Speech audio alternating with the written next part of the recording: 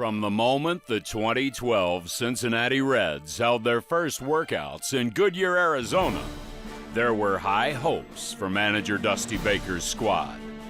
The powerful young nucleus returned for another season together, joined by a handful of talented new faces intent on bringing playoff baseball to Reds country once again. Reds fans had barely finished enjoying the pomp and circumstance of opening day before they were given an early look at the excitement this Reds team had in store for the season ahead. And a ground ball slapped to third. Here comes Stubbs, and this one belongs to the Reds. And he swings and drives it into left center. That finds green grass, and this one belongs to the Reds. The Reds win it for the second time this week. In the bottom of the ninth inning, they beat the Marlins Sunday 6-5. They defeat the Cardinals this afternoon 4-3. During the season's first road trip, the Reds continued to add to the club's rich history by picking up their 10,000th franchise win with a 9-4 victory over the Cubs at Wrigley Field on April 20th. Entering the second month of the season, the Redlegs were hovering around the 500 mark and looking for just the right spark to take aim at first place.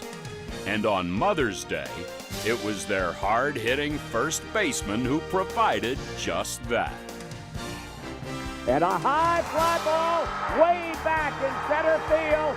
It is out of here. A grand slam home run for Joey Votto. And this one belongs to the Reds. Absolutely amazing. From there, the Reds would go on to win 8 of their next 11 games, capping it off with a 4-game sweep of the Braves to put them atop the National League Central Division for the first time in 2012.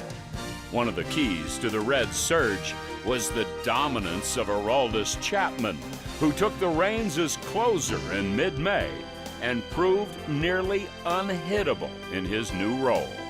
While the current Reds maintained their hold on the division lead throughout the month of June, the spotlight turned toward history and the induction of a new class of Reds Hall of Famers. The honorees were a trio of Reds first basemen, Sean Casey, Dan Dreesen, and the late John Riley. The weekend's festivities included meet and greets with Reds legends and a star-studded induction gala. But the highlight for many Reds fans was the emotional speech by the mayor that punctuated the on-field ceremonies. I hope that you know when I put on number 21 and I put on a jersey every day, it's for each and every one of you. And I played my heart out because I love this city, and when Cincinnati was written across my chest, I never took it lightly. And I'm so honored and thrilled to have played here for 8 years in front of the greatest fans, Major League Baseball. Thank you so much, and I love Cincinnati, and I'm so grateful to be back.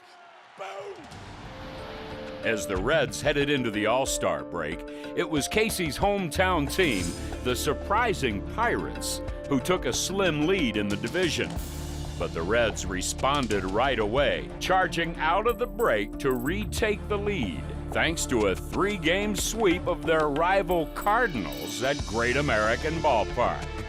The euphoria proved to be short-lived, however, as the team learned just a day later that Joey Votto was headed to the disabled list for several weeks with an injured knee. While many around the game wondered how the Reds would possibly cope with the loss of one of their top bats, the club responded to the adversity the way they had all season, by battling as a team. Mainstays such as Jay Bruce and Brandon Phillips stepped up their game, while new faces such as Ryan Ludwig and Todd Frazier took advantage of their moments to shine. While several Reds helped carry the offense in Votto's absence, the true backbone of the team remained its pitching staff, particularly the starting rotation. Just as Reds fans had envisioned, right-handers Johnny Cueto and Matt Latos joined to form one of the best 1-2 combos in the league. Veteran Bronson Arroyo returned to his typical workhorse form, and young righties Homer Bailey and Mike Leake continued to improve and show their own flashes of brilliance. Thanks to this combination of timely hitting and shut-down pitching, the Reds not only survived the loss of Votto, but played some of their best baseball of the season. During the 48 games without their star first baseman, the Reds went 32-16, the best record in the majors during that span. Included in that stretch was a 10-game winning streak in late July. That was the team's longest streak in 13 years. The 10-game run gave the Redlegs a chance to have some fun at the expense of Marty Brennaman, who had vowed earlier in the year to shave his head if the team ever managed to win 10 games in a row. And the right-hander wings it toward the plate. And he bounces to first. The pick by Cairo, give it up to the pitcher, and this one belongs to the Reds. Cincinnati has won 10 in a row, and I'm going to shave my head absolutely bald. The Hall of Fame broadcaster stayed true to his word, and his trademark poofy hair was buzzed away live on the field as part of an event that raised $100,000 for the Reds Community Fund. While one Hall of Famer lost his hair this summer, the newest Hall of Famer enjoyed a celebration for the ages in his hometown. Cincinnati native Barry Larkin received baseball's highest honor with his induction in Cooperstown in July. Then, in late August, Larkin returned to the Queen City for another historic weekend as he joined a handful of other Reds immortals by having his number 11 retired forever. As the season entered September, all eyes in Reds country turned to business on the field, where the brothers in red held total control on the Central Division. With Joey Votto back in the lineup, it became a matter of not if, but when the team would clinch its second division title in 3 seasons. And once again, the home crowd at Great American Ballpark had the chance to witness the triumphant moment firsthand. 1-2 pitch. And a bouncer toward the middle of the diamond. Phillips gets it. To second out. To first out. Double play. Reds win. Reds win. And with it, they are crowned the National League Central Division champions for 2012. With the regular season nearly complete, it appeared the only excitement left was to see if the Reds would finish with the league's best record. Instead, one special night in Pittsburgh for Homer Bailey provided one more amazing moment to cap off the season. He gets what he wants and he turns it loose.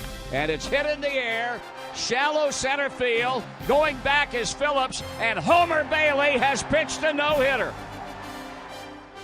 Although the team's postseason run ended at the hands of the eventual World Series champions, the accomplishments of the 2012 Reds made this a season that fans won't soon forget. The club's 97 regular season wins were the most by a Reds team since the vaunted Big Red Machine's second World Championship team in 1976. Aroldis Chapman set a new franchise record by converting 24 consecutive save opportunities, while Jay Bruce became just the second Red in history to hit 20 or more home runs in each of his first 5 seasons, en route to winning a Louisville Slugger Silver Slugger Award. And in the minor leagues, speedster Billy Hamilton shattered the minor league stolen base record with 155 steals in 132 games. All of these and many more achievements culminated in the Reds being honored as Baseball America's Organization of the Year at season's end. More than anything, the 2012 season proved that the Reds franchise is built for winning, both today and in the future. Fans throughout Reds country should have plenty of heart-stopping moments, jaw-dropping highlights, and wild celebrations to look forward to in the excitement of Reds baseball ahead.